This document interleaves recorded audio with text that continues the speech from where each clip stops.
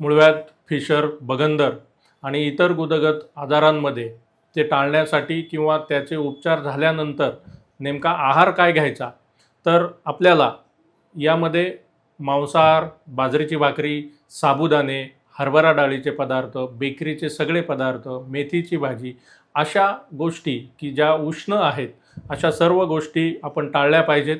त्याचबरोबर मांसाहार, मद्यपान करणं, अति मसालेदार, अति तिखट पदार्थ याही गोष्टी आपण टाळलेल्या पाहिजेत की ज्यामुळे आपल्याला शौचाला व्यवस्थित होईल किंवा कडक होणार नाही किंवा जोर करावा लागणार नाही.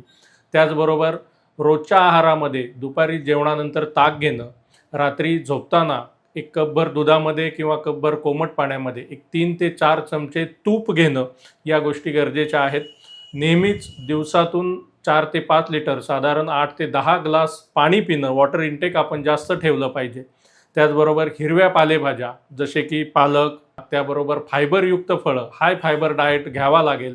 म्हणजे केळी, संत्री, मनुके, त्यानंतर सर्व प्रकारची फळं, डाळिंब, संत्री, मोसंबी, गाजर, टोमॅटो, काकडी, बीट यासारखी फायबरयुक्त फळांचा समावेश आपल्या आहारामध्ये असायला हवा. आणि त्याचबरोबर नियमित व्यायाम, धावणं, चालणं, सैलवर सुटसुटीत कपडे घालणं, त्याचबरोबर नरम पृष्ठभागावर बसणं या गोष्टीचा अवलंब आपण केला पाहिजे. नियमित पोट साफ होईल याची दक्षता आपण घेतली पाहिजे की ज्यामुळे आपल्याला मूळव्याध होणारा जर असेल तर तो निश्चित प्रकारे टाळता येईल.